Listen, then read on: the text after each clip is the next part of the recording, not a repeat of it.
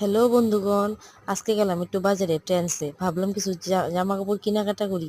যাইতে যাইতে পাইলাম একটা কুর্তা সেকশন, ওখানে দেখি কি এই কুর্তাটার দাম বলে 1400 টাকা। মাথা খারাপ নেই, কুর্তাটা 1400 টাকা দিয়ে কিনুম, কি দরকার 1400 টাকায় আমি কত কিছু কিনতে পারো। তারপরে গেলাম ওদিকটায়, ভাবলাম কিছু না কিছু তো একটা নিয়েই যে আইসি, যদি এত শখ কইরা, পিসিও আসলো লগে, চলো যাই। ও বাপরে বাপ, 1400 থেকে আরম্ভ, যদি আরো এত দাম, বাপরে পাগলা হয়ে গেলাম। পরে একটা ড্রেস বেশ ভালোই লাগলো, ওই ড্রেসটার দাম নাকি এই যে এটার দাম নাকি 5000 টাকা। ব্রেনে কিছু আছে বুঝছে না। তারপরে গেলাম ঠিক উপরে, ভাবলাম কিছু না কিছু পাবো। উপরে দেখলাম মেলা সুন্দর সুন্দর টপ, ভালোই লাগলো টপ গুলা দেখে। ও বাবা, টপের দাম দেখছো কি নাই, আমি পাগলা হয়ে যাবো গা। আমি হলো ছোট মোটো মানুষ, ছোট ছোট বাজেট আমার, ভালো লাগলো না। আশেপাশে মানুষগুলো পুরো আমার দিকে হাসতেছে, ভাবতেছে এগুলা খালি দামই দেখে, নেয় তো আর কিছু না। আমি দাম দেখে দেখে থুয়া দিলাম, আর আমার বাজেটে মিললো না। কি করুম, তো এইভাবেই আর চলে আসলাম। কি করুম, আর আর ভাল লাগলো না, কিছুই নিলাম না।